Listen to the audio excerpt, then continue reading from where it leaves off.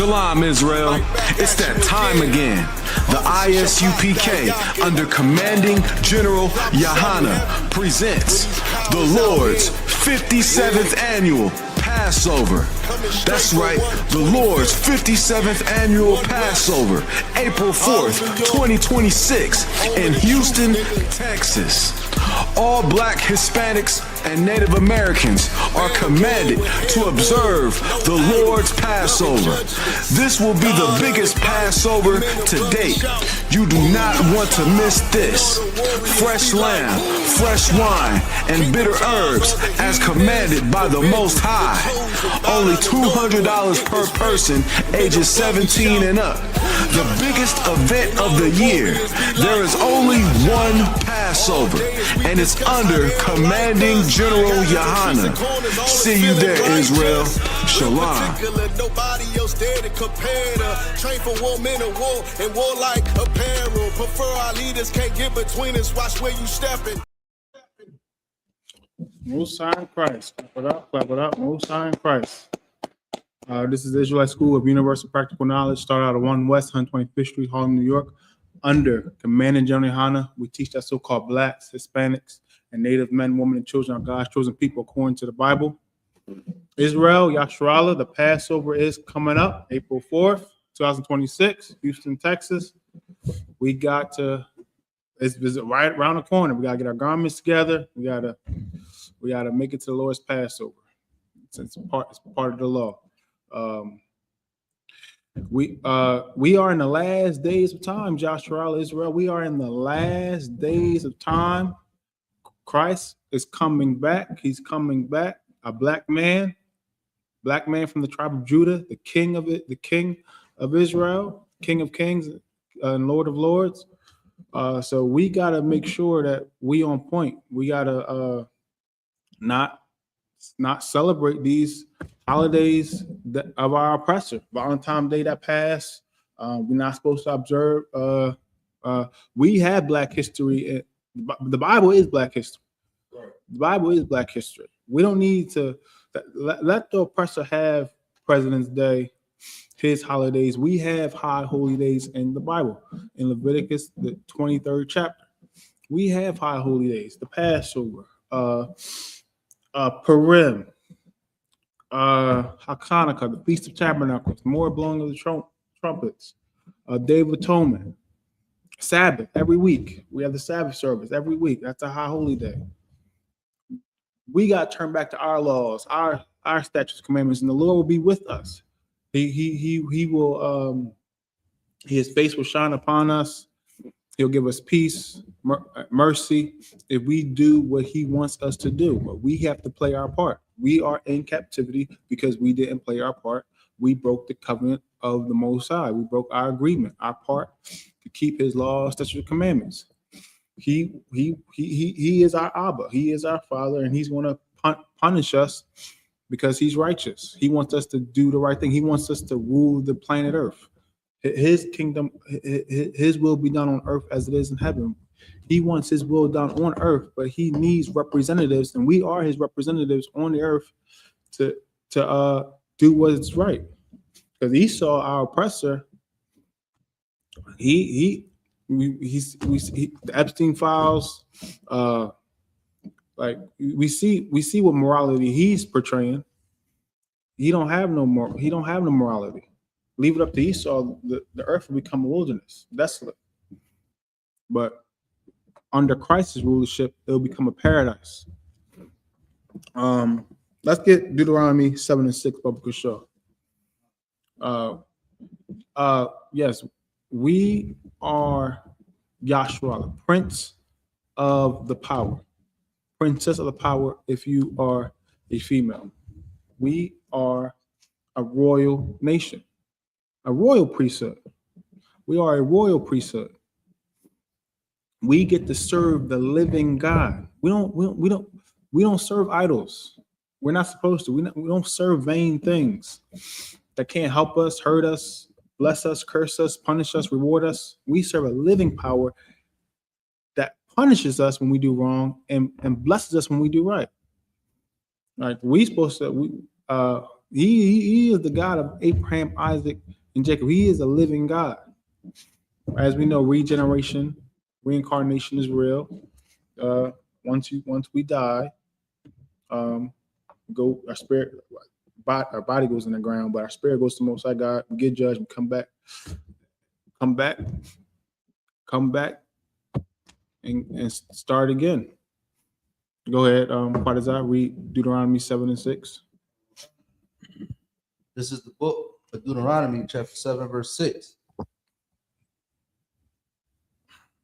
Yes, Deuteronomy 7:6 is an important precept because, we need to we need we need that strength. We need some strength within us. Go ahead. For thou art an holy people unto the Lord thy God. We need to understand one thing: we're not supposed to be with everyone. We are a holy people. And holy means separate. We're a separate nation, a separate people. We're not like everybody else. We're not supposed to be with everyone else. We're supposed to be separate, set apart. We're supposed to follow the Lord. The other nations going to do what they do. There are they are traps unto us. Their ways are traps unto us. We're not supposed to marry their daughters. We're not and our daughters not supposed to marry their sons. We are supposed to stay separate, stay holy. Go ahead, Padazah. Lord thy God have chosen thee to be a special people unto himself. The Lord thy God have chosen thee to be a special people unto himself. We are special. We are special unto the Most High God. It may not feel like it because we're getting bombarded with these curses. We're in captivity under the oppressor.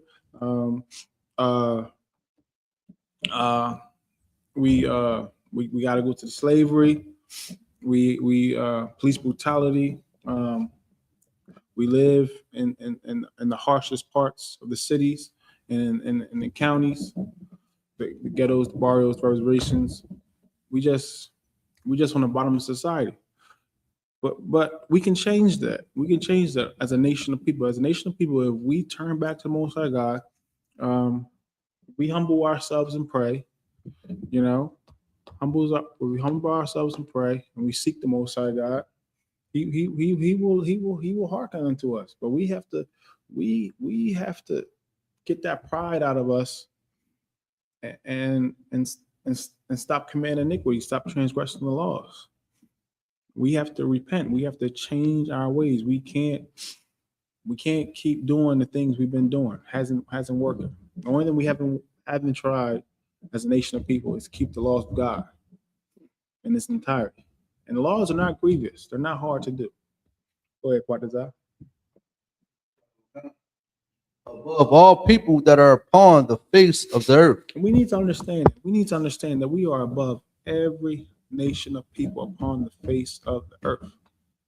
We are above the oppressor, Esau. We are above the Africans. We're not African. We're a separate nation of people. Africans are come from their forefathers' Ham and Israel, Yasharal, the blacks, Hispanics, and Native men, women, and children. Our forefather is Shem, Abraham, Isaac, and Jacob. We're not the same people. We're different. We're above the Moab. We're above who is the Chinese man. We're above Ammon, Japanese. We're above Japheth, the Polynesians. We're above all these races of people, Elam, the East Indians. We're above these. We're above them. Go ahead, Padazah. Verse 7. Oh, we could drop that. Let's get 1 Peter 2:9. So we are above these nations of people. But with that, gotta be obedient. Because when we don't, Judas 5:20 and 21, they know, the other nations know that when we go against the Lord, they can overcome us. They can overcome us. They can overcome us and spoil us. Oppress us, use us, abuse us, do have their way. But when we obey the Most High God, the Lord is our defense. He is our protector, and they'll be made an example of. So that's what we have to do. We have to just stand strong for the Most High, and it's not hard.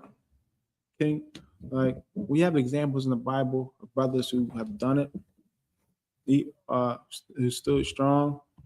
Even sisters. Under Mordecai's leadership, Esther went against which is heavy because it's coming up for him. Go ahead. This is the book of 2 Peter,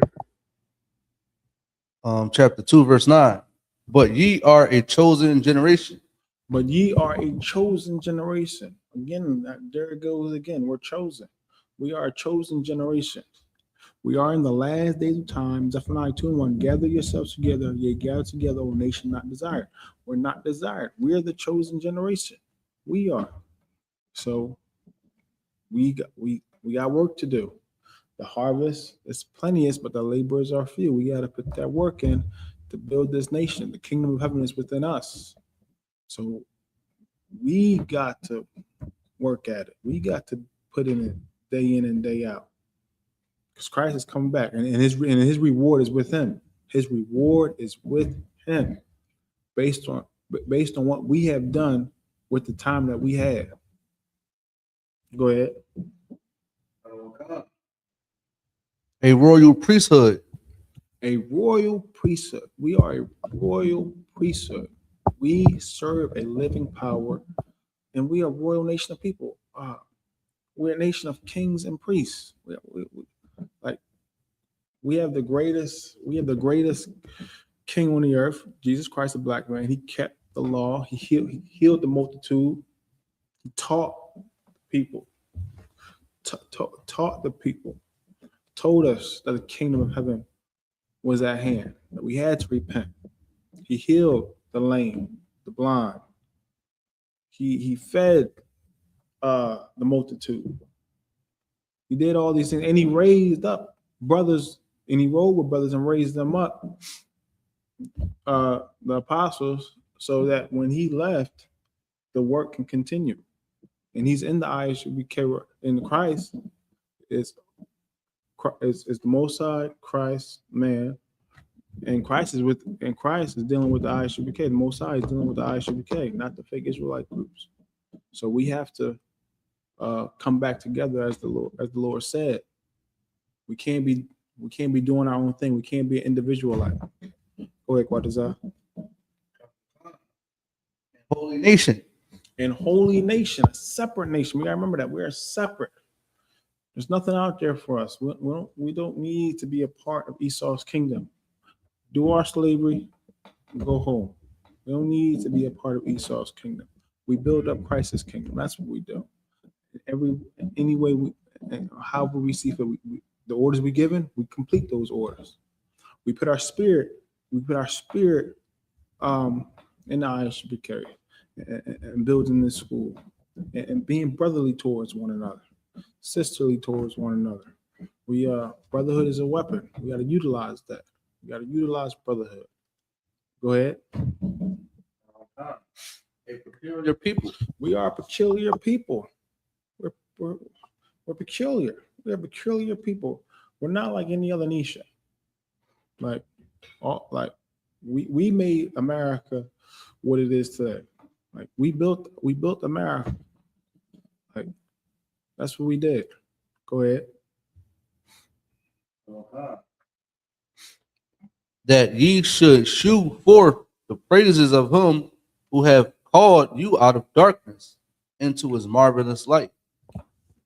And go ahead, say that last part again, Shaw, the last verse.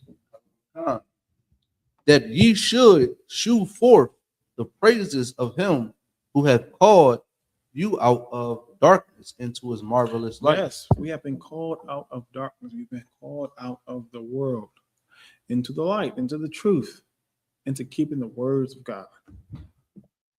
That's what we got to do. Got to keep these, and it's not grievous. Again, it's not hard to do. It's not hard. For this is love, that we keep his commandments.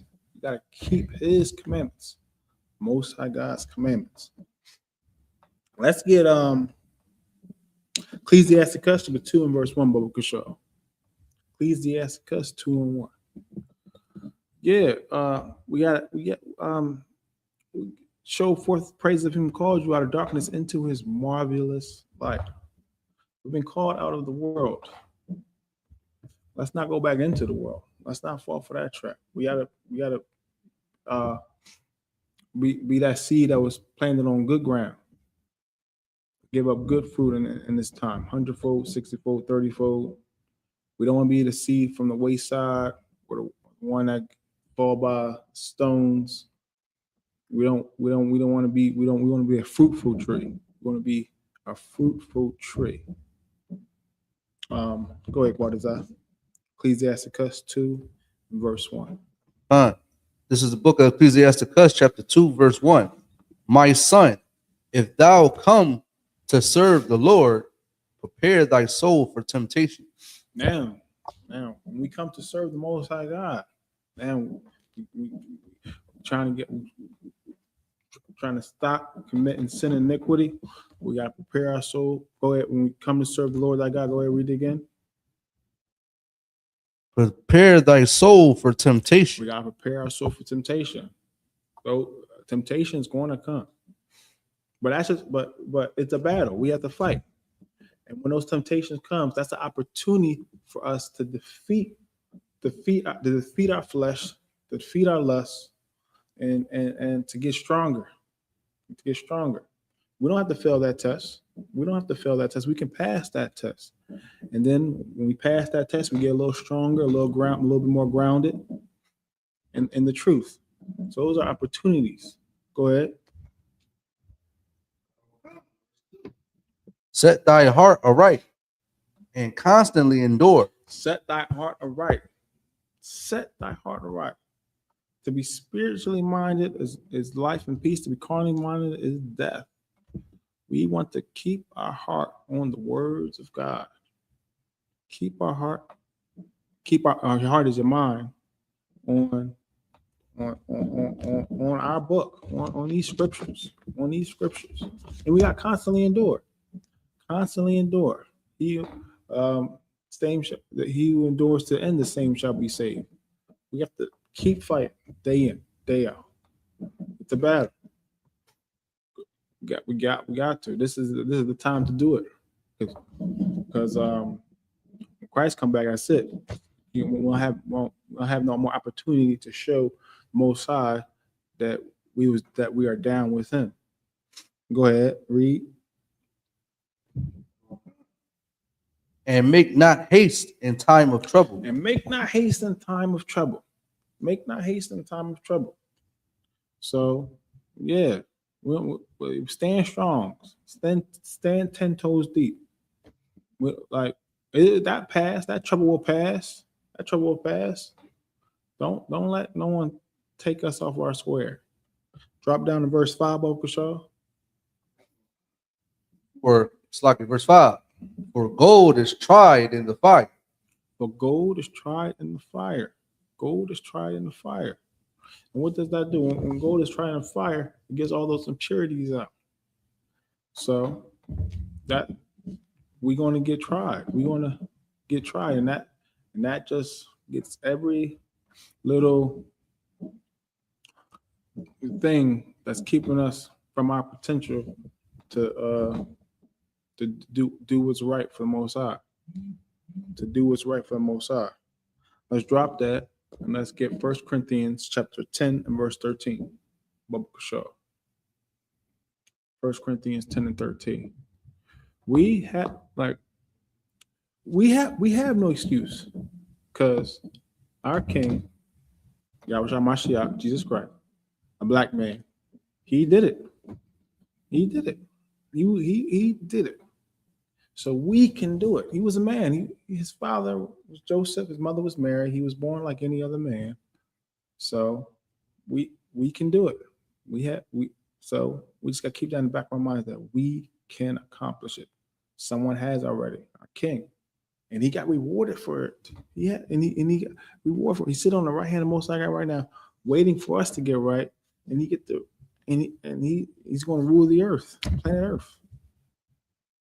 He's going to rule the planet Earth, and Christ's kingdom is going to last forever. Esau's kingdom is temporary. That's his reward, and our reward is that if we pass the test, we get to rule with our king. Under him, of course, but we get to rule with him. So, isn't that worth it? It's worth it because the Most High got something in store for us that we can't even imagine. Eye have not seen, ear have not heard, nor came into the minds of men what the Lord have in store for him. That keep his paraphrasing, that keep his commandments. That's all we gotta do. Keep his commandments. Go ahead, Quadazar. 1 Corinthians 10, verse 13. This is the book of 1 Corinthians, chapter 10, verse 13. There have no temptation taken you, but such as is common to man.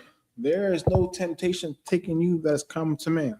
Like when we are in our time of temptation or our time of trouble, we think we're the only ones that have been through it. No, it happened before. There's no new thing under the sun. It happened. Like it's common. That's why we have counsel in I.S.U.P.K. Call your camp leader up. Call the counseling department. Call your camp leader, and listen. Hearken to those words that are given, because this like nothing that we're going through is the end of the world. We just got to reach out and not be stuck on an island, not isolate ourselves from the brotherhood, from the truth. We got to reach out. Go ahead. But God is faithful. God is faithful. God is faithful. God is faithful. Read. Who will not suffer you to be tempted above that ye are able. See, he's not going to give us something that he know that is too hard for us, that we know that we can't overcome. So anything that we're going through, know that the Most High God put us there because he know we can overcome it. He know that we can handle it. So knowing that, we just gotta wanna call, get counsel, not isolate ourselves, and know that this will pass. This will pass. Read. But will with the temptation also make a way to escape. And he always provide a way to escape. There's always a way out of it. There's always a way. There's always a way. There's always a way to get past that temptation, get past that trial, get past that trial. Yep, get past that trial. Most High Christ. Let's get Deuteronomy chapter 27 and verse 1, Baruch Hashem. So we just gotta stay steadfast. Steadfast. We have to stay steadfast. Gotta stay steadfast. Gotta keep on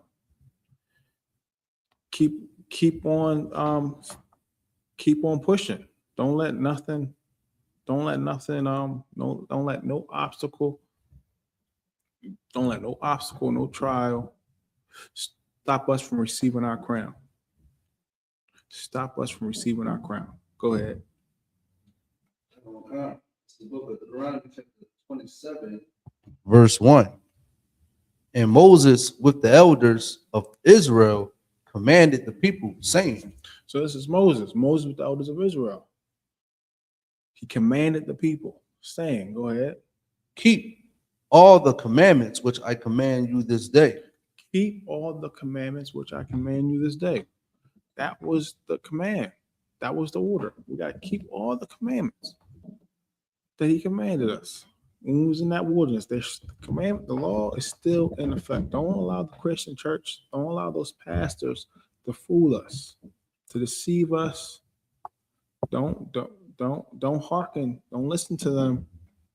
Don't listen to them because they're blind and they're going to lead us. They're going to lead us somewhere where we don't want to be. Lead us. They're going to keep us in hell, so to speak. And hell is a condition. Going to keep us in hell. Drop down to Deuteronomy 28 and verse. Oh, you got the door. So, yeah, our pastors, our leaders, they don't keep the law, and they want us.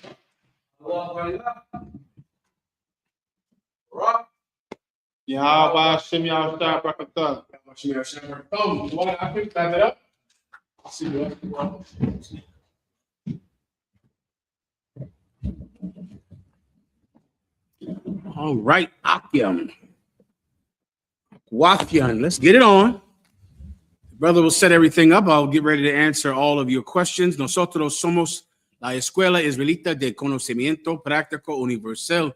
Comenzamos en 1 West Calle 125, Harlem, Nueva York. Desde 1969, debajo del mando de el general YAHANNA.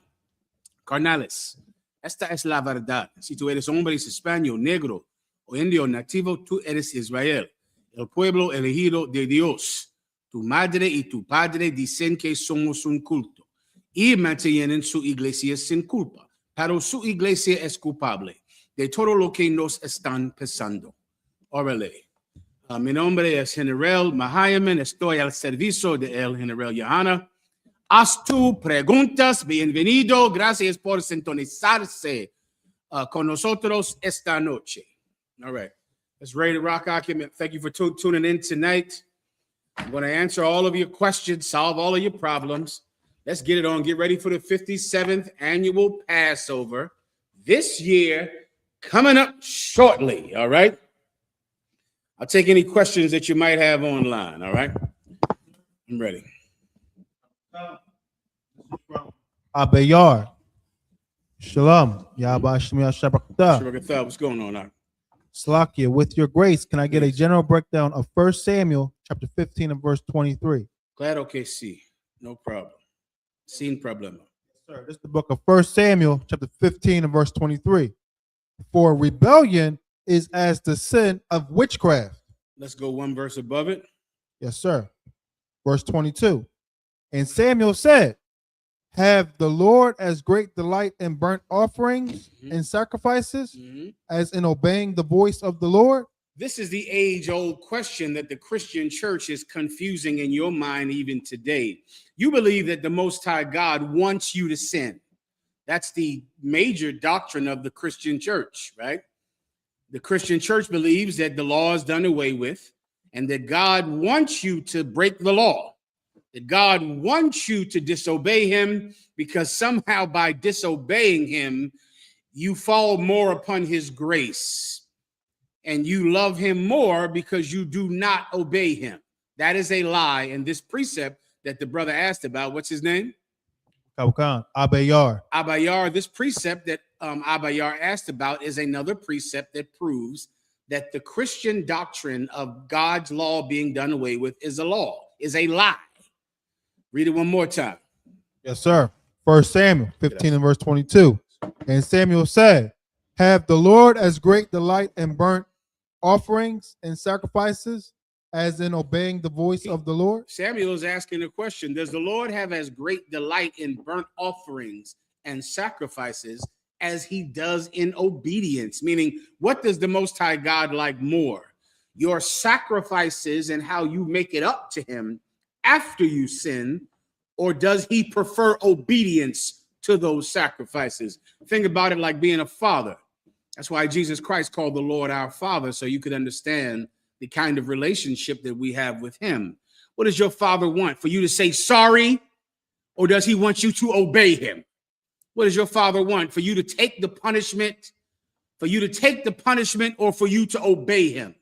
God does not take the same delight that he does in the sacrifices that you make because of your sin as he would in the obedience and the absence of sin. That's what Samuel is saying right here, Abayar. Keep going. Behold, to obey is better than sacrifice. Behold, oh yeah, in Espanol. Behold, look, obedience is better than sacrifice. If you want to know what God prefers, I know you love to scream his holy name and to cry and to yell the name of Jesus and to praise him. But Jesus Christ said this, depart from me, for you, this people praise me and worship me with their mouth, but their heart is far from me. The Most High God knows who you are by what you do, not how passionately you say sorry. That's not how you say who you are or how you express who you actually are. God is not some woman that you can say, baby, please forgive me after you've given her gonorrhea. That's not who God is, all right? God does not love your apology, your sacrifice, the way he loves obedience. Keep going. Yes, sir. And to hearken then the fat of rams. And to hearken, what does the word to hearken mean? To listen. Escúchame. Listen to me. Escuche. I'm listening. He does not love your sacrifices the way he loves it for you to hearken unto him. Escuchar. For you to listen to him. That's what he wants most of all.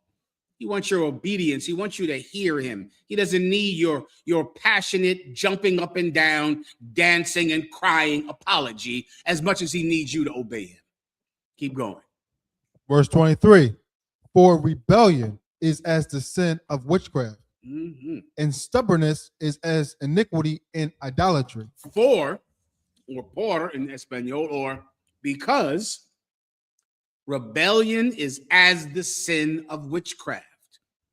Witchcraft, of course, is a sin. You know, a drug dealer is a witch. A lot of you serve witches, especially on Valentine's Day. You serve those demons and witches and get high and do drugs, and you're seduced by evil spirits that make you think that boxes of candy and flowers supersede real commitments. You have a demon, right? Well, witchcraft is the practice of someone that sells you spells, that sells you potions. Drug dealing would be the most direct way to understand witchcraft. There is other form of witchcraft, the form like when you go to see a soothsayer or you go to see a fortune card reader or someone to tell you their fortune. That's also a witch, but she is just a hustler and her witchcraft is not real. But then there is actual witchcraft, which is someone that can make potion, that can mix baking powder or baking soda with cocaine and paralyze a generation of blacks and Latinos. That's a real witch. Everyone understands. Well, rebellion is just like the sin of witchcraft, to rebel against the Most High. The Christian church are rebels against the Most High God. They're rebelling against him. They're refusing to give up pork, shrimp, crab, lobster, sexual deviance. They're refusing to give up these things, but they're willing to say sorry in many ways. They're willing to apologize in so many ways. Rebellion is as the sin of witchcraft. Keep going. And stubbornness is as iniquity and idolatry. And stubbornness, to be stubborn, to refuse to obey. That's what you Christians are. You know what you Christians are? You're just traditional. You're just nostalgic for slavery, the way it was back in the 1600s, the way your great grandmama did things, the way your Christmases were on the plantation, the way your Sundays were on the plantations and the barrios and the reservations. You want to just keep the tradition going. That's all. You're just nostalgic. You don't love God. You just love your past and your traditions, and it is witchcraft. And you know it's a powerful thing because look how hard it is for you to give it up. You have a demon. It's hard for you to give it up. You look at the evidence of what the Christian church does, and you would think everyone would see they're lying, but the witchcraft in Christianity is so strong.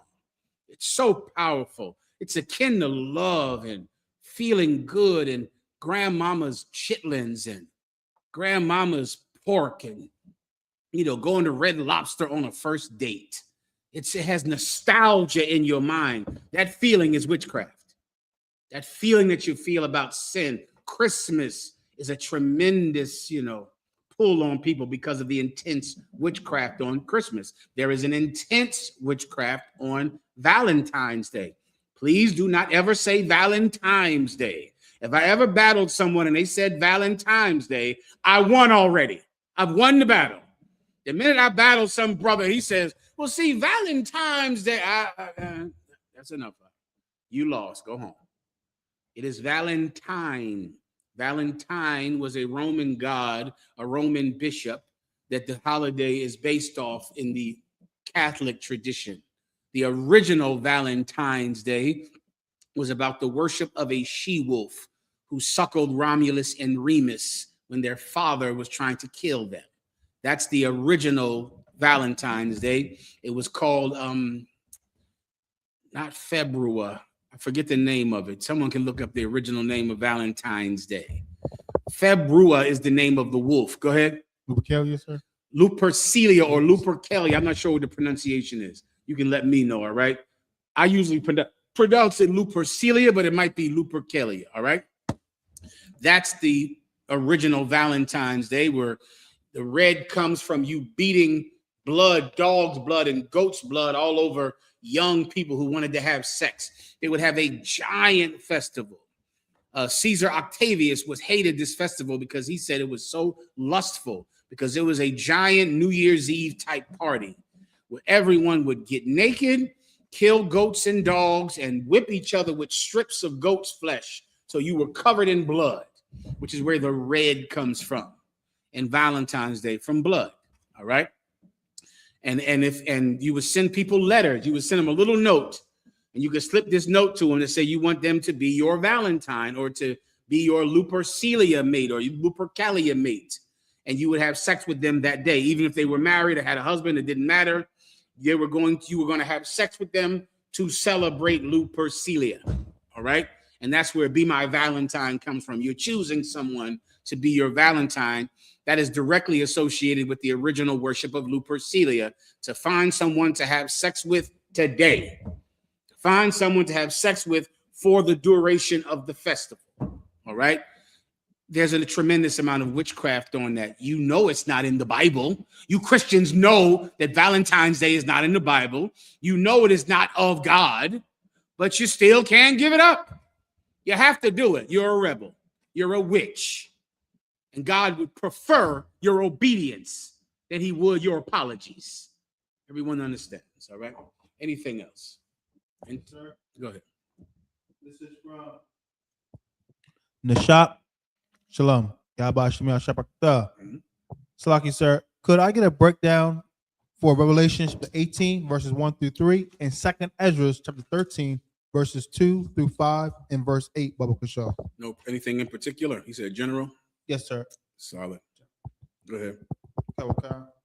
This is the book of Revelation, chapter 18, and verse 1. And after these things, I saw another angel come down from heaven, having great power, and the earth was lightened with his glory. Verse 2. And he cried mightily with a strong voice, saying, Babylon, the great is fallen. This is a vision that John had, the Apostle John had when he was in prison on a prison island called Patmos, all right, in the Greek islands, okay, the Aegean Sea. And this is a vision he had that gave him great comfort at a terrible time in his life when he was in prison for the work of God, for standing for Jesus Christ upon the earth, all right? And he saw a great angel coming down from the Most High. He was glorious, powerful, glowing. And he said, what again? When the angel came down, he said, what? Saying, Babylon the great is fallen. Babylon the great is fallen. Someone give me that in Espanol. Give me Babylon the great in Babylon the great is fallen in Spanish. Okay? Babylon the great is fallen. This is what gave John such comfort. Babylon the great. Babylon the great, as you know, in the Old Testament, there was this great city of Babylon. But John is having a future prophecy about another place that is Babylon, that is Sodom and Gomorrah, that is Egypt. Babylon the great is fallen. John had a prophecy about the fall of his oppressor. Who was his oppressor at that time? The Roman Empire. That was Babylon at that time. Now the Roman Empire morphed into the Roman Catholic Church. The Roman Catholic Church morphed into the European Empire. The European Empire grew into the Western Empire and all of the empires of this world controlled by our oppressor. They're going to fall. Babylon the Great is falling. John saw the prophecy of our oppressor falling. Continue. Yes, sir. And is become the habitation of devils. And has become the habitation of devils. So what is it now? Just a place full of demons. That's all it is. It's not some great city on a hill. That's what the Romans thought that Rome was, a great city on a hill for everyone to come follow it. America said the same thing. Many presidents have called America a shining city on a hill because that's the witchcraft about America. That's part of the American dream that now you're waking up from in the last days. You're seeing that the American dream is a lie. Why? Because Babylon the Great is about to fall. The idea of what America is, of what Great Britain is, of what France is and Spain is and Germany is, the idea is falling in your mind. Soon it will fall physically in front of your face. That's going to happen. John saw a prophecy of it happening. Babylon the Great is falling, and now it's just a place where ICE agents would mass, arrest 5-year-olds and murder people in the street. It's just a place that oppresses the poor, a place that makes the rich pedophiles who go unpunished and poor men who suffer every day in punishment. That's what it really is, the habitation of devils. Continue. And the hold of every foul spirit. And the hold of every foul spirit. A hold is a cage. That's a hold, like a holding cell. A hold is a cage. And our oppressor, his home, is just a cage of every foul spirit. The things in that Epstein list, I would have told Commanding General YAHANNA 2 years ago, that's just something in movies, sir. I just can't believe that. He would have said, brother, those things are true. And he is absolutely correct. It's just a place where every terrible thing that you can imagine is happening there. Things that you would imagine are not happening. The eating of babies is happening. That's in the Epstein list. Eating babies, eating human flesh, dissolving bodies in sulfuric acid, child trafficking, things that you would go, well, that can't be true. That just cannot be happening. There's no way that's happening. This place is a cage with every foul bird. Foul bird meaning a bird that's unclean to eat. Vultures and penguins and hawks and seagulls. Just every disgusting bird that eats dead flesh. Birds that you can't eat, primarily because God said so because of what they eat. Right? Birds that eat dead flesh and carrion birds. That's what America is. A disgusting place with every foul spirit, every foul thing, every foul imagination is realized here in this country and in Great Britain and in France and in Spain and in all over the world, Portugal as well. Continue. In a cage of every unclean and hateful bird. Mm-hmm. Verse 3.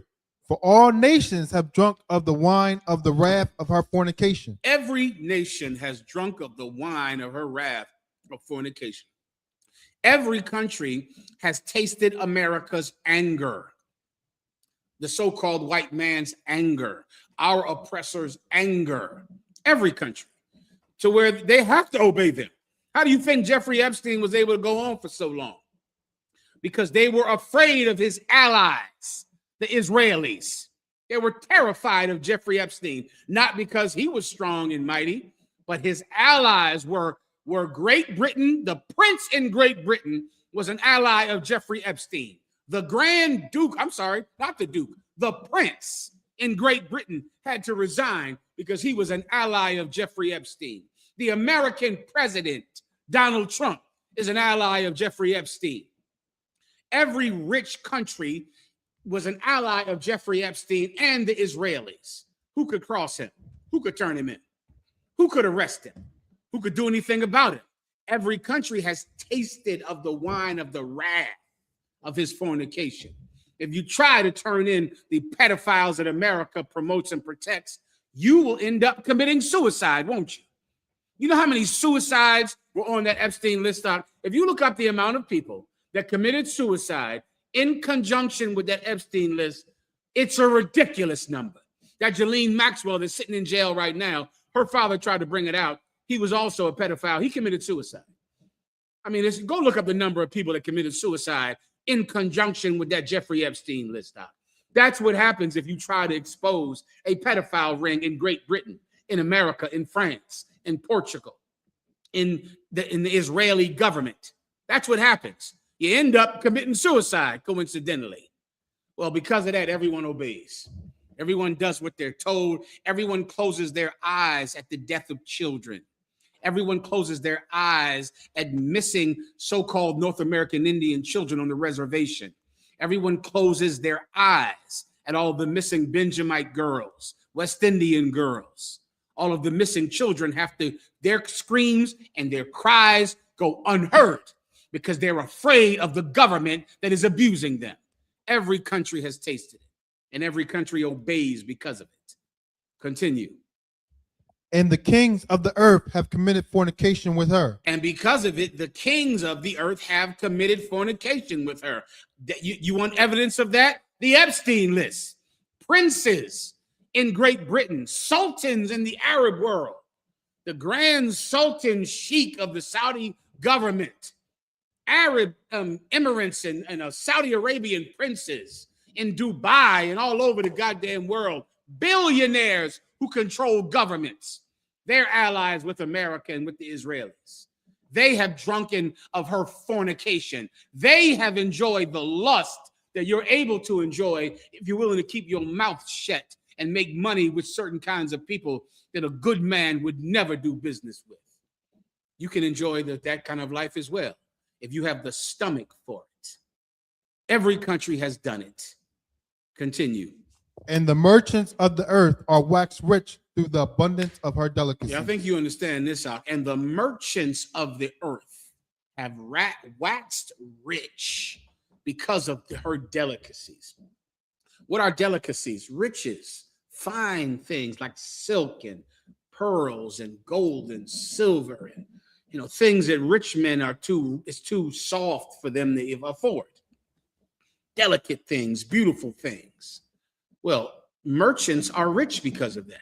America, Great Britain, France, Portugal, you get rich if you can get in with the government of these countries, if you can party with them on their secret islands, if you can enjoy the kind of sex that they enjoy, if you can keep your mouth shut about it and laugh with them, then you can become a billionaire. Now you can sell your goods all over the planet Earth. Now you can sell the things that rich men buy to other rich men in other countries. But if you disobey them, then you go poor. That's the mark of the beast. That's none shall buy or sell. That's what the Bible is speaking about. The kind of prostitution that countries do one to another. Countries make other countries sell out and disobey the civilians and forget the poor in their country. The Israelis are forcing America to forget their poor people.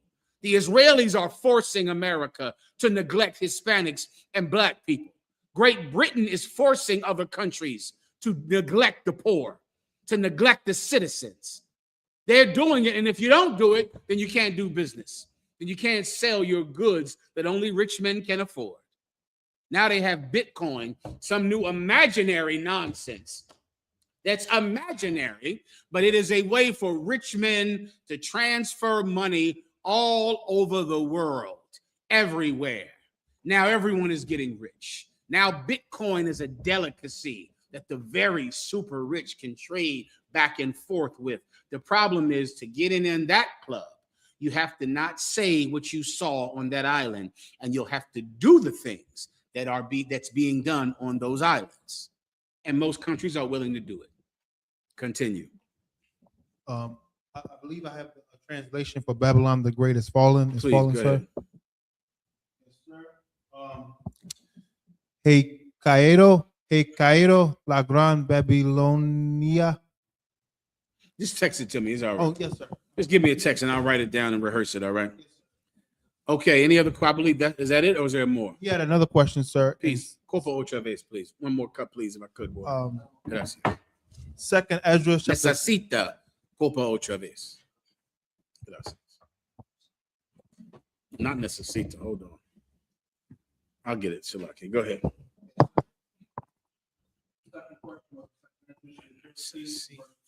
Go ahead. Me gustaría copa otra vez. I would like another glass. Por favor, please. Go ahead.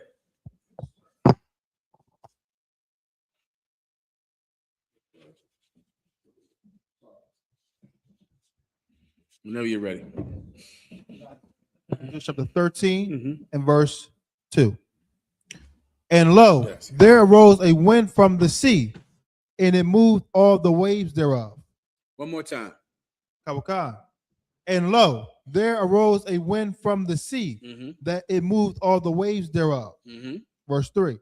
And I beheld, and lo, that man waxed strong with the thousands of heaven. Mm-hmm. And when he turned his countenance to look, all the things trembled that were seen under him. Mm-hmm. Verse 4. Where is this at? Second Ezra, chapter 13. Yeah, this is a prophecy about Jesus Christ. This is Jesus Christ in the Old Testament. This is a prophecy about Jesus Christ in the Old Testament. If that was your point, that's the breakdown. All right. Is there more? Go ahead.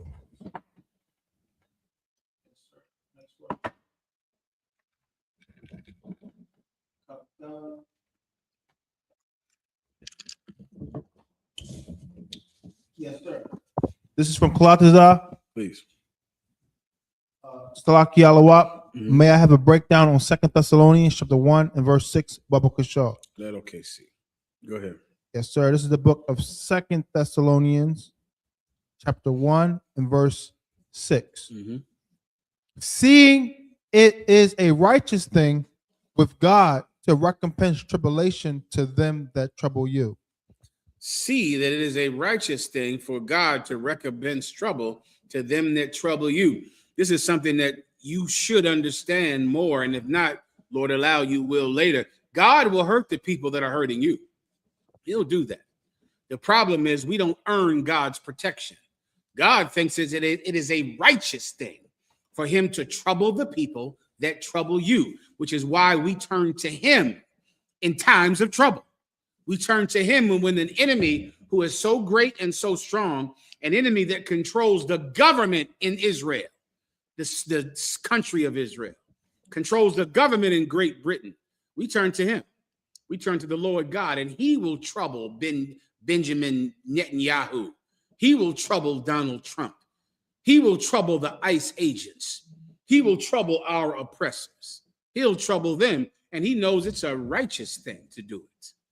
Continue. That was the precept. No problem. Anything Okay. else? This is from Gabawar Rakha.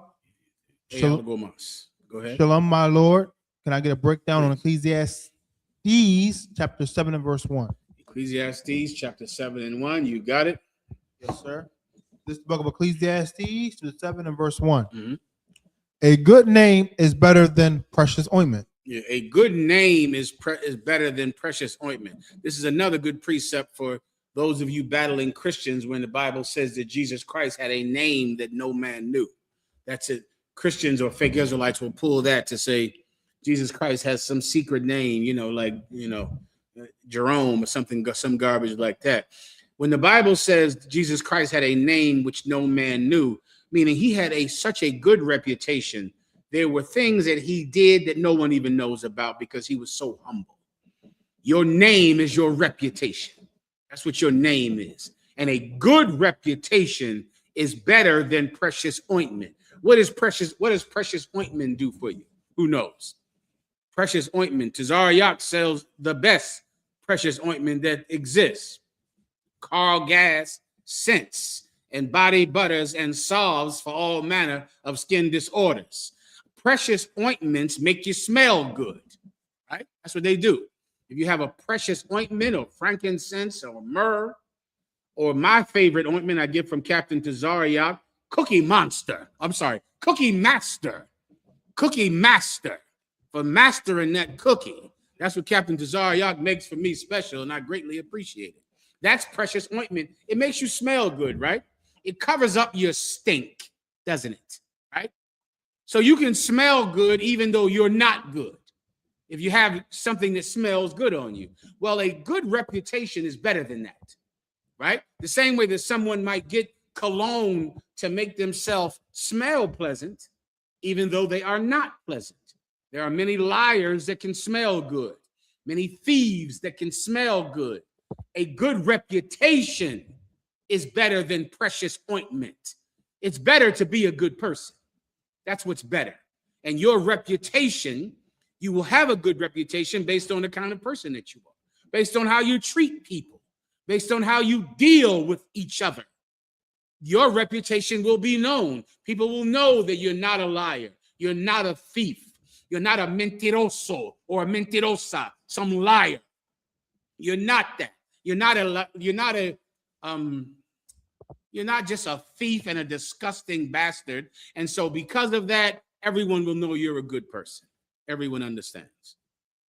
All right. Ladrones is thief in Espanol. Ladrones. All right. Anything else? You get that? Yes, sir. This is from Hadar. Mm-hmm. Salaki, my Lord, if I may have but a pinch of your wisdom in 1 Samuel chapter 20 and verse 6. Is the yearly sacrifice referring to Passover or a family tradition? He said, is the yearly sacrifice referring to Passover or a family tradition? Yes, sir. All right, let me hear it. Yes, sir. This is the book of 1 Samuel chapter 20 and verse 6. Mm-hmm.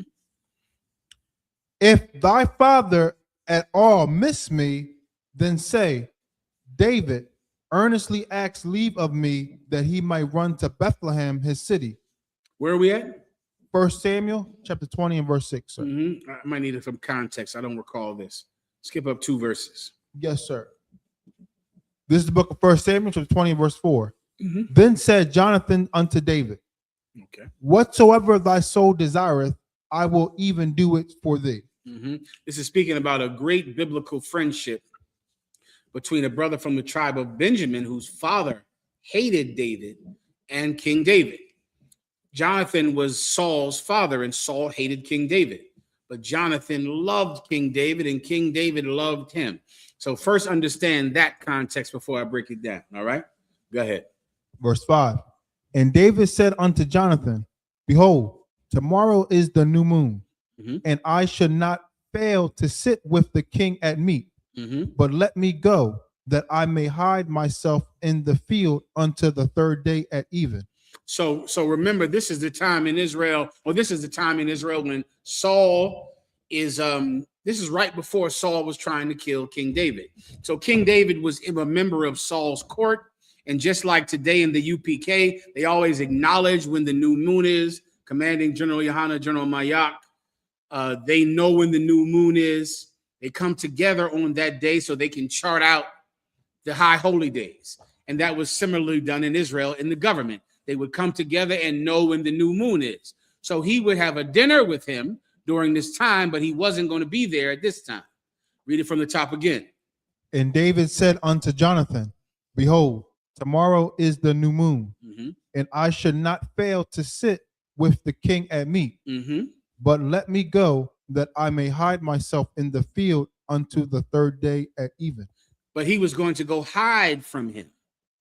Instead of coming to meet with him, as they would usually do, to chart out the month or to chart out the things that must be done in the month or the things that have to happen in that month, he was going to go hide. And he's telling Saul's son, Jonathan, that he is going to go hide in a field. Continue. Verse 6. If thy father at all miss me, then say, David earnestly asked leave of me that he might run to Bethlehem, his city. He is telling Jonathan to lie to his father. He's saying, lie to your father. I'm going to go hide in the field. Tell your father that he had to go to Bethlehem to be with his family. Because, of course, David was from this which later became known, the city of David. because it was a Judite city where many Judites lived. All right, Bethlehem. Keep going. For there is Which is in Hebrew Bethlehem or Bethlehem. The term Bethlehem in Hebrew is Bethlehem, which means house of bread. All right, go ahead. For there is a yearly sacrifice there for all the family. Right. So meaning this is the lie. The lie is he went to Bethlehem for a yearly sacrifice with his family. If your question is this a family thing? This is a family thing. More important, it is not true. It's not happening. This is a lie because this is during the time when he's beginning to see that King Saul he's losing favor with King Saul, and it's becoming to be dangerous to be around King Saul. It was a time when David was playing the guitar or the kanar or the lyre. He's playing the guitar. As he's playing, a javelin comes right by his head, kabloom, and hits in a wall right behind him. He looks up. King Saul threw a javelin at David's head as he was playing the guitar and then played it off, like it was a big mistake. He began to realize it was dangerous to come meet with Saul at the top of the month. It was dangerous to do that. Everyone understands. Go ahead. All right. Anything else? Please, copa otra vez, please. Me gustaría copa otra vez. Gracias. Just one finger like you gave me before. Perfect, though. The what? Go ahead.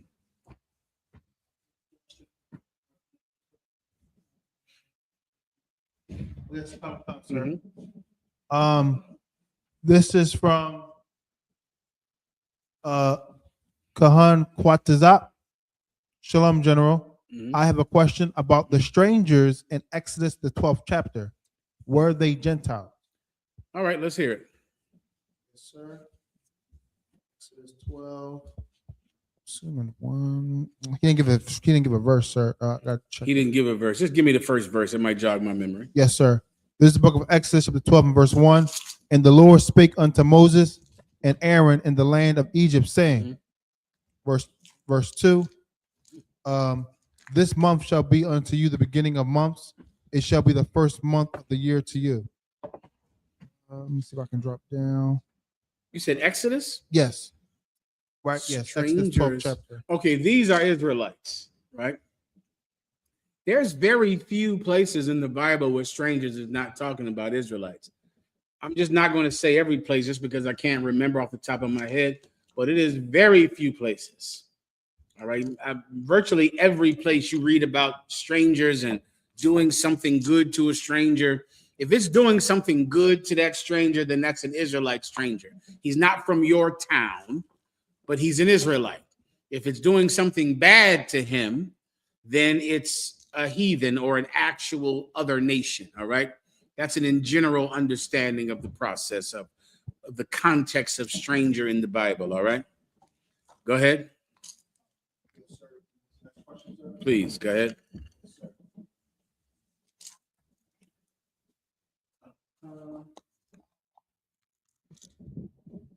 Yes, sir. This is from Belize Irving. All right. Can you break down Revelations chapter 13 about John getting a vision of the future and Revelations chapter 9 verses 7 through 10? Absolutely, Belize. Whenever you're ready. And 18. Go ahead. Revelation 13. He didn't give a verse. Just, you want to start at verse 1, sir? He didn't give a verse. Oh, he did not give a verse. Tell him to give a verse. Come on. Belize, give a verse. Be specific about your question, all right? It just makes things more efficient, okay? Anything else? Yes, sir. He did give a chapter. He did give a chapter and verse for the second. All right. This is the book of Revelation, chapter 9 and verse 7. And the shapes of the locusts were like unto horses prepared unto battle. And on their heads were as it were crowns like gold. Right. This is a prophecy about an end time prophecy about our oppressor and the demon that is in our oppressor. You better skip up 2 verses, all right? Yes, sir. Skip up to when they open the bottomless pit. Yes, sir. Go ahead. Yes, sir. Verse 2. This is the book of Revelation, chapter 9, and verse 2. Mhm. And he opened the bottomless pit. So this is the vision. Once again, John is having this vision on a prison island called Patmos in the Aegean Sea. In this vision, he sees an angel opening a bottomless pit. A long time ago, the worst prisons were simply holes in the ground with a gate on top.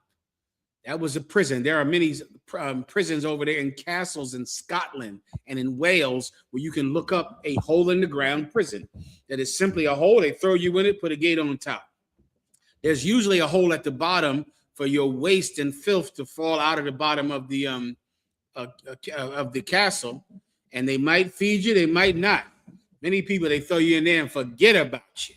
All right, and so imagine that, a prison that is a hole in the ground, right? But an angel came down and he opened up this prison. He took the gate off of the hole in the ground. All right, and this is what happened afterwards. Go ahead. Yes, sir. As the smoke of a great furnace. And when he opened it up, smoke came out of that hole like a great furnace. That was all of the demons that have been trapped up for 1,000 years. They were rushing out of prison. What is this vision about? It's about the release of white supremacy. White supremacy was trapped up for about 1,000 years. Many historians call that time the Dark Ages. That's when women like Queen Charlotte and famous black men like Servius Septimius and Persinius Niger began to rule on the planet Earth after the fall of the Roman Empire. The time when slaves and barbarians in Rome then became the warlords over medieval Europe. That time is called the Dark Ages, all right? And blacks and Latinos were ruling in Germany, in Spain. Who was that brother over in Spain? Aragon, right? Aragon, ruling in Spain. You can get books like Nature Knows No Color Line to see blacks and Latinos ruling all over Europe because Rome had fallen. And now the captives of Rome were free to rule. You'd be shocked what blacks and Latinos would do without oppression. If they were not oppressed, they would rule every industry on the planet Earth. The only reason blacks and Latinos are not ruling and the dominant force in every industry is because of systematic oppression. Well, when Rome fell, systematic oppression was over. Black men, King Leopold ruled Germany, a black man. Persinius Niger, Servius Septimius, Queen Charlotte. We were ruling all over the goddamn place. Catherine of Aragon, ruling all over the place, all right? It was trapped. So now we could simply earn a job, earn a position on our merit, which is all blacks and Latinos have ever wanted. That's what happened during the Dark Ages. During the Dark Ages, there was not a magical time. It was simply a time when white supremacy and the lies that white people push and those lies that prevail against us were not allowed to prevail. And that was the Dark Ages. That would happen at any time in history if the playing field was even. During the Dark Ages, the playing field was even. It was just simply fair. You got the job based on your skill. You got the job based on how hard you worked and your ability and aptitude to do it. That was the Dark Ages, and blacks and Latinos ruled during the Dark Ages. Oh, but then that time was over. A great angel came down from the Most High God and unleashed white supremacy. Then the Renaissance began. That's when the Renaissance began. Then you had a rebirth of white supremacy. White people going all over Europe and repainting pictures of black saints and black people from the Bible and black historical figures, repainting them all white. You had Leonardo da Vinci, men like him, and Michelangelo, repainting pictures of God and Adam and Eve, and John the Baptist, all being white men. And that image being the image of God, the image of a white man, an image that was around before in the Roman Empire, but it was trapped for 1,000 years. Now it was free. And it rushed out of that prison like smoke from a great furnace. That's the context you need to understand this. Continue. Yes, sir. And the sun and the air were darkened by reason of the smoke of the pit. Jesus Christ, like it came out so thick you couldn't see the sky. You couldn't see the sun.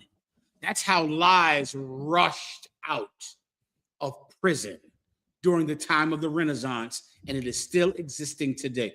I think today we're in Philadelphia, right? 1943 Philadelphia, right? Look this up. 1943 Philadelphia, 8 black transit workers were promoted on a job. Do you know it caused an entire city shut down in Philadelphia?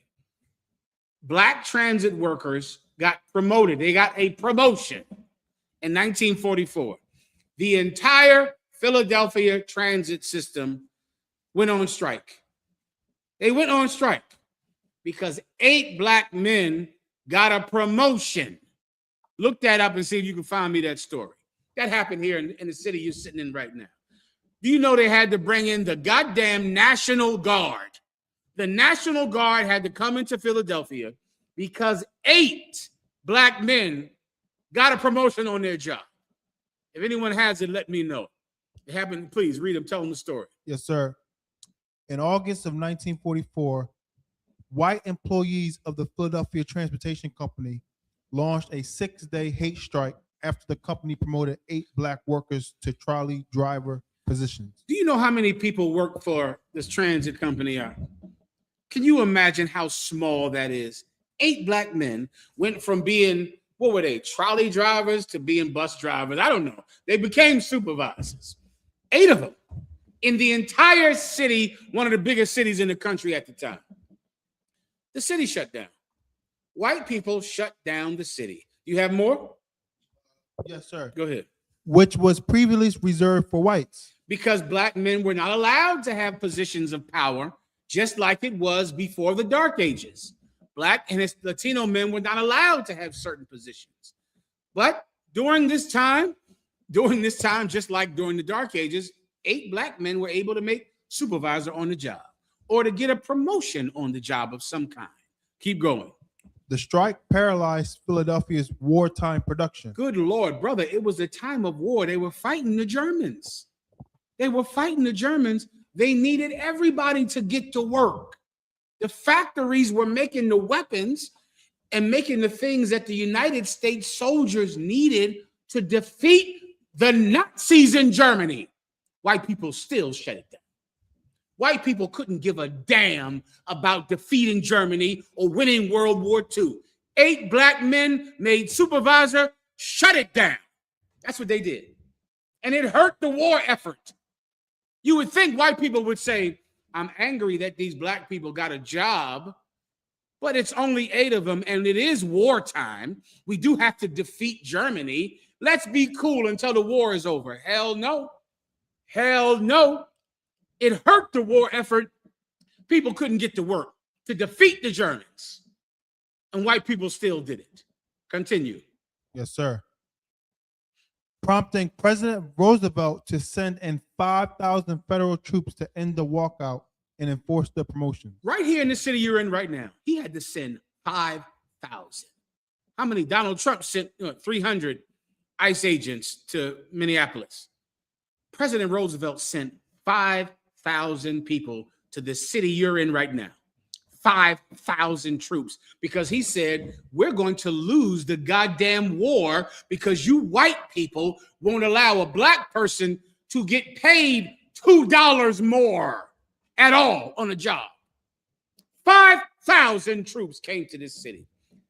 That is the Renaissance that happened after the Dark Ages. That is a rush of white people saying, we will not allow blacks and Latinos to even feel equal, to make 50 cents more at all. And it rushed out of prison and took over the world. It took over the world. White people think oppression is righteous. It is just, because without that oppression, you would become King Leopold. You would become Queen Charlotte. You would rule the world. Continue. Please. Yes, sir. Do you want to jump down to his question, sir? Please. Yes, sir. This book of Revelation, chapter 9 and verse 7. And the shapes of the locusts were like unto horses prepared unto battle. So now this smoke was like a swarm of locusts. And the shape of the locust was a horse prepared for battle.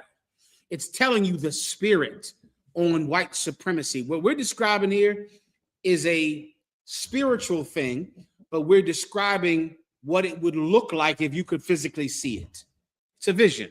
So imagine this is white supremacy. If you want to understand white supremacy, just understand these concepts. This is the spirit of white supremacy.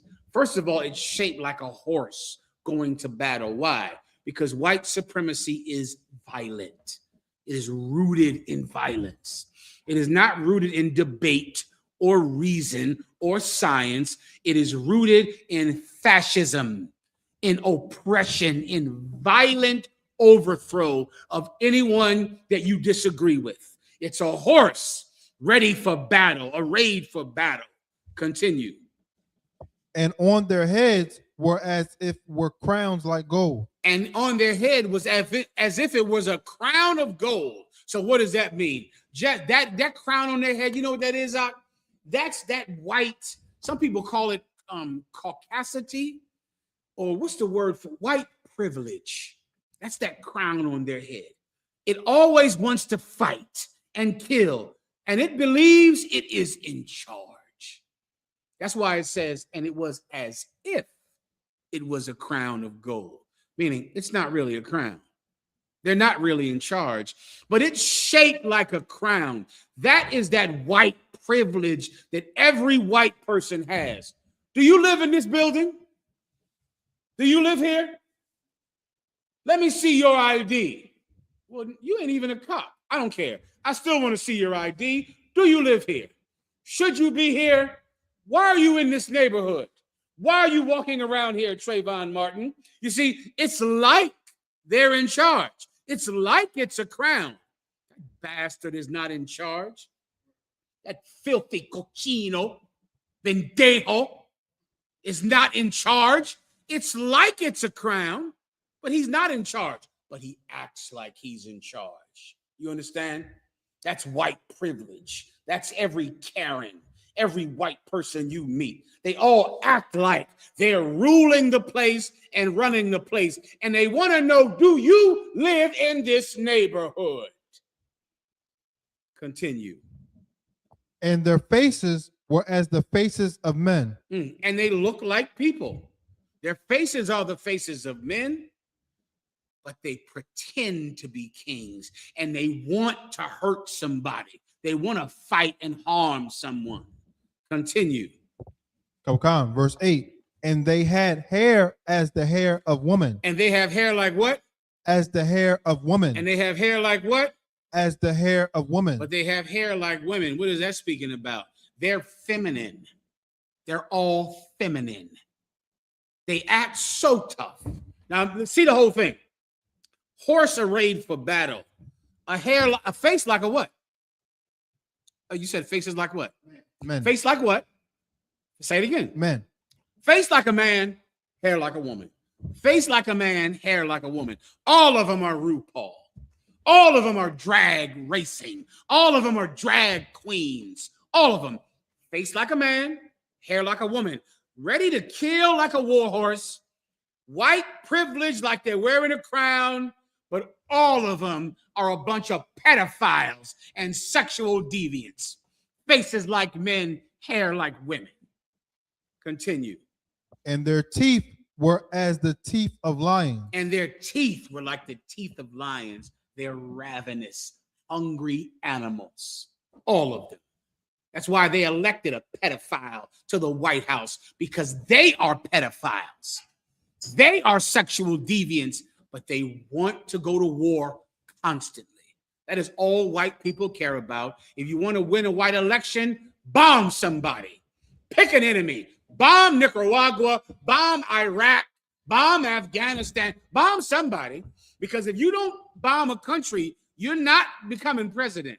You're not getting a second term if you don't bomb somebody, because white people feel such national pride when their country is bombing someone. That's the spirit that was released from that bottomless pit. And they all are privileged, like they rule everything, like they rule the world. And they are men who act like women. They're all sexual deviants and filthy. What's the word? What's the word for gay in Espanol? Don't tell me. ¿Qué significa gay in Espanol? Don't tell me. Maricón. They're all a bunch of maricones. Continue. Yes, sir. Verse 9. And they had breastplates, as it were breastplates of iron. They got breastplates, as it were a breastplate of iron. Oh, they're so protected. You see the ICE agents with all that Kevlar on their vests. You see ICE agents, how they look. ICE agents are trying to physically represent these demons from the book of Revelations. They're physically represented. They're pedophiles dressed up like warriors. Meanwhile, all of them go home and molest some child. All of them. And they have breastplates on, armor on, bulletproof vests on, as if it were armor, as if they're so protected. ICE agents, you are not safe, because it is a righteous thing for God to trouble them that trouble us. You aren't safe. Continue. And the sound of their wings was as the sound of chariots of many horses running to battle. And the sound of their wings was like the sound of chariots of many horses. So imagine a locust where his wings are so loud, like helicopters. Just imagine a helicopter where it's like wings, but it is loud, like many horses running to battle. That's his military might. This is a spiritual depiction in physical form, so you could understand the spirit in white supremacy. That's what you're reading about. And it's loose. And it's choking out the sunlight. It's everywhere now. It's in front of your face. It's on your phone every day. Continue. Unless there was more. Verse 10. Go ahead. And they had tails like unto scorpions, and there were stings in their tails. They had tails like scorpions, and there were stings in their tails, meaning what? They're deadly. They kill. White supremacy, I don't know if there's a bigger killer on the planet Earth. It's such a killer rock. White supremacy kills in ways that you don't understand. Do you know that before Donald Trump came out and told all of you stupid idiots not to get vaccines, measles was gone. There was no such thing as measles. Have you brothers ever had measles or chicken pox? How old are you? What did you have? Chicken pox. Chicken pox was the last disease holding on. These young kids now are younger than you. They never had chicken pox. I had chicken pox as well when I was a kid, right? It was that last one that was hanging on. People haven't had chicken pox and measles like in 30 years. They haven't had it. There is an outbreak of chicken pox so terrible, it's killing everybody, I think, in South Carolina and North Carolina, killing children. Because white people, because of their white supremacy, said black people don't get that jab. Then you put some goddamn idiot in charge of Health and Human Services who said this week that he snorted cocaine off a toilet seat. I got it in my phone. In my phone. I'll play it Thursday.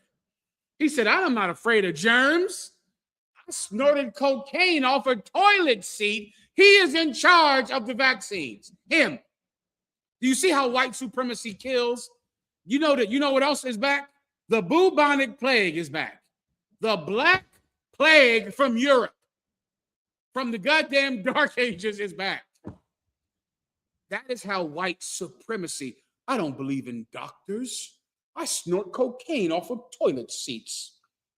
Do whatever I say. Let me tell you what to do. Now everybody's dead of some disease that was cured 30 years ago. That's one way white supremacy is killing. It's killing in 1,000 ways. It's killing every day with airplane crashes because white men who are incompetent and who should never have been given a pilot's license, like the ones that killed Kobe Bryant, white men who get a pilot's license because they're white. Because men like Charlie Kirk don't trust a black pilot. I even heard Jamie Foxx say the same thing one time. I'm going to see if I can find that. He said he wants to see a white man be his pilot. Jamie Foxx said that. I'm going to find it before Thursday. That white supremacy got Kobe Bryant killed and so many other black people and white people killed because you don't like black pilots, which is why only about 10% of pilots are black, 3% of pilots are Latino. The other 98% are white men crashing a plane every goddamn day. That's another way that white supremacy costs people their lives. Forget about wars. Forget about Iraq and Afghanistan and Vietnam and Korea. That would never happen if a peaceful man, a peaceful people ran this world. Forget about diseases and plagues and high blood pressure and diabetes and death that would not prevail over us if the Israelites were in charge of this world. But instead, a mob, an army, a plague of locusts runs this planet. And they must be relieved of duty. They have to go. Everybody understands, I pray. Is there anything else? With that, Pastor, what's your name again in the back? Say again. Quatazar, pass the class over to Priest and Officer Quatazar Corrupt.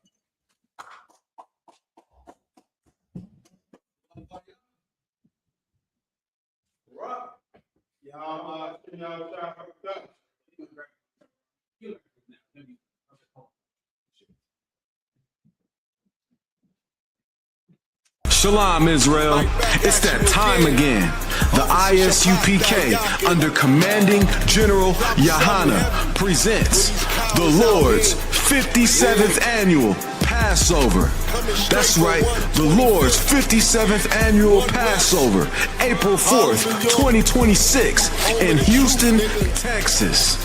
All black Hispanics and Native Americans are commanded to observe the Lord's Passover. This will be the biggest Passover to date. You do not want to miss this. Fresh lamb, fresh wine, and bitter herbs as commanded by the Most High. Only $200 per person ages 17 and up. The biggest event of the year. There is only one Passover, and it's under Commanding General YAHANNA. See you there, Israel. Shalom. Nobody else there to compare to. Train for war, men of war, and war like apparel. Prefer our leaders, can't get between us. Watch where you stepping. All right. Yeah.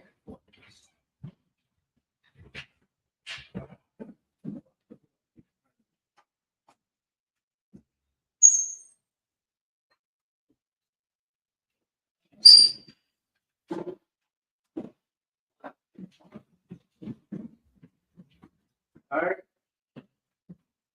This is I.S.U.P.K security announcement with I.S.U.P.K 115th Street, Harlem, New York, under Commander General YAHANNA. Rule for new brother and sister. When a new brother and sister comes to the school, they're off limits for 6 months. They are excluded only. They are here to shed themselves on the word. If they need transportation, the teacher will arrange it. After 6 months, if a brother or sister has an interest in a particular person, he or she must get permission from the head to speak to a brother or sister. There's another 6 months in which the brother and sister will court each other. After this 6 month period, the brother and sister will get permission from the head to marry. Tithe, which is a commandment. Numbers chapter 18, verse 21. Malachi chapter 3, verse 8 to 10 means 10th in the Hebrew. My I.S.U.P.K, 10% of every penny of any increase the Lord gives you. Give the Treasury Department. Priest fund. Free will offering for priests, not mandatory. Whatsoever amount you like. Upcoming holy convocation, we got the Feast of Purim, and that's the 14th day of the 15th month of the 14th day and the 15th day of the 12th month, which is Monday, March 2nd, and Tuesday, March 3rd. When we read up on it, go to Esther chapter 9, verse 20, read down to 31. From Mahayaman to check the bulletin board in the hallway. If anyone wants to be a trooper to school, start wearing all black, shirt, pants, headband, and scarf with that. Imagine just the brothers. All right, men of Israel, and the brothers on courtesy salute. Men of Israel, imagine the back. Imagine. Barak. Yahweh Bashim, Yahweh Shah, Barak Thumb. Yahweh Matai, hands down, son, going to face the sisters. We're going to get the sisters on courtesy salute. Men of Israel, imagine the back. Imagine. Barak. Yahweh Shah, Thumb, Bashim, Yahweh Shah. Yahweh Matai, hands down, class and slip.